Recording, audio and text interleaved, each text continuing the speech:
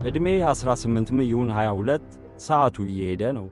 ሕይወትህን በእጅህ ለማስገባት ትክክለኛ መሳሪያዎች ሊኖሩ ይገባል። ዛሬ 23 ዓመት ከመሙላታችሁ በፊት ሊኖሯችሁ የሚገቡ 23 መሠረታዊ ክህሎቶችን ከአስተሳሰብ ጀምሮ እስከ ገንዘብ አያያዝ ድረስ በዝርዝር እንመለከታለን። ክፍል 1 የአእምሮ ዝግጁነት። ሁሉም ነገር የሚጀምረው ከጭንቅላታችሁ ነው። አእምሮአችሁ ካልተስተካከለ ሌላው ነገር ሁሉ አይሰምርም። በመጀመሪያ ማንኛውንም ነገር በፍጥነት እንዴት መማር እንደሚቻል ማወቅ አለባችሁ። ንቁ የማስታወስ ዘዴዎች ወይም አክቲቭ ሪኮል ተጠቀሙ። ቪዲዮዎችን እዩ እና በመተግበር መማር ልመዱ። ልምድ ከማንኛውም መጽሐፍ የተሻለ መምህር ነው። ቀጥሎ ያለው የዘመናችን ትልቁ ጥንካሬ ፍላጎትን ማዘግየት ዲሌይንግ ግራቲፊኬሽን ነው። አሁን ለሚሰማ ጊዜያዊ እርካታ መሮጥ ቀላል ነው፣ ነገር ግን ዋጋውን የሚከፍለው የነገው ማንነት ነው። ልክ ጠዋት አልጋን እንደማንጠፍ አድርጋ አስበው። ማታ ደግሞ ስትመጣ ጥሩ ማረፊያ እንዲኖርህ አሁን ትንሽ መሥዋዕትነት ትከፍላለህ ማለት ነው። ይህ ለአመጋገብህም ሆነ ለሰውነት ግንባታ ይሠራል። ቀጣይነት እንዲኖርህ የተስተካከለ የዕለት ተዕለት ልምድ ወይም ሮቲን ሊኖርህ ይገባል። 10 ደረጃ ያለው ውስብስብ ጠዋት አያስፈልግህም። በየቀኑ የማትደራደርባቸውን 2 ወይም 3 ዋና ዋና ጉዳዮችን መርጠህ ተግብር። ሕይወት ሲወሳሰብብህ በጭንቀት ወቅት መረጋጋትን ልመድ። ክርክር ውስጥ ብትሆንም ሆነ ለሥራ ቃለ መጠይቅ ስሜት መሪው እንዲሆን አትፍቀድ።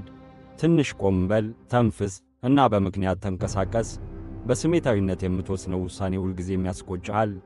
ከመጠን በላይ ማሰብን አቁመህ ወደ ተግባር ግባ። በሕልመኛና በባለ ታሪክ መካከል ያለው ልዩነት መጀመር ብቻ ነው። 100% ዝግጁ ነኝ ብለህ የምታስብበት ጊዜ አይመጣም። ስለዚህ እየሠራህ ተማረው። በመጨረሻም ብቻህን መሆንን ሳትሰለች ልመድ።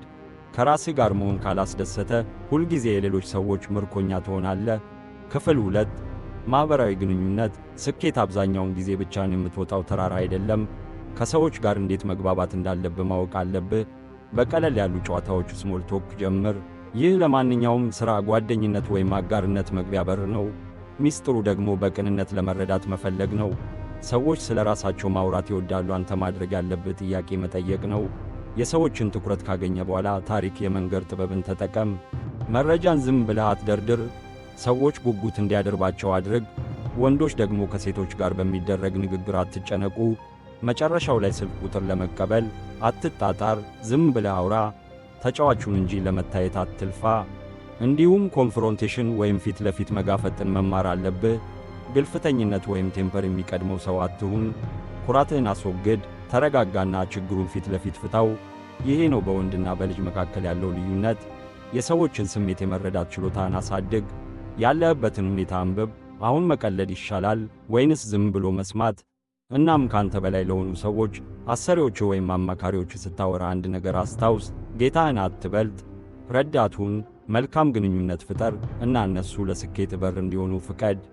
ክፍል 3 ጤናና አካል። ሰውነትህ የሕልሞችህ ተሸካሚ መኪና ነው። እንዳይበላሽ ተንከባከበው። ለጤና ቁም ነገር ካለ ምግብ ማብሰል መማር አለብህ። 80% ውጤት የሚመጣው ከኩሽና ነው። ጤናማና የሚጣፍጥ ምግብ ማዘጋጀት ግድ ይልሃል። ጂም ስትሄድ ደግሞ በትክክለኛ አቀማመጥ መስራት ላይ አተኩር። ለሰው እንዲታይ ብለህ ከባድ ክብደት ማንሳት ለዓመታት ለሚዘልቅ ጉዳት ይዳርጋል። ልምምድህ ለምን የሚል ምክንያት ሊኖረው ይገባል። ስለዚህ ከግብ ጋር የሚሄድ የአካል ብቃት ዕቅድ አውጣ። ክብደት ለመጨመር ነው ወይንስ ለመቀነስ? ዝም ብሎ የሚደረግ እንቅስቃሴ ዝም ብሎ ውጤት ነው የሚሰጠው። እረፍትን አትዘንጋ። ጥራት ያለው እንቅልፍ ይኑርህ። መሥራትና መልፋትን እናደንቃለን፣ ነገር ግን አእምሮአችንና ጡንቻችን የሚገነቡት በእንቅልፍ ወቅት ነው። እናም ራስን የመንከባከብ ልምድ ይኑርህ። አቆራረጥህ፣ ቆዳ አያያዝህ፣ መዓዛ ለራስህ ያለህን ክብር ለዓለም ይነግራሉ። ድካም ሲሰማህ ደግሞ ራስህን አዲስ መቼ ማረፍ እንዳለብህ እወቅ። ክፍል 4 የገንዘብ ነፃነት። በመጨረሻም ስለ ገንዘብ እናውራ። የመጀመሪያው እርምጃ ወጪን መከታተል ነው። ካርድ በመጠቀም ወይም በስልክ በምትከፍልበት ዓለም ገንዘብህ ወዴት እንደሚሄድ አታውቀውም። በጀት ይኑርህ። ለፍጆታ፣ ለደስታና ለኢንቨስትመንት የሚሄደውን ለይተህ እወቅ። የማትፈልጋቸውን አሮጌ ዕቃዎች መሸጥ። በክፍል የተቀመጡ የማይጠቅሙ ዕቃዎች በገንዘብ ሊለወጡ ይችላሉ።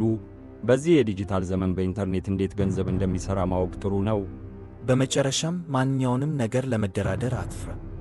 ደሞዝም ይሁን ንግድ ካልጠየቅክ መልሱ ሁልጊዜም አይሆንም ነው።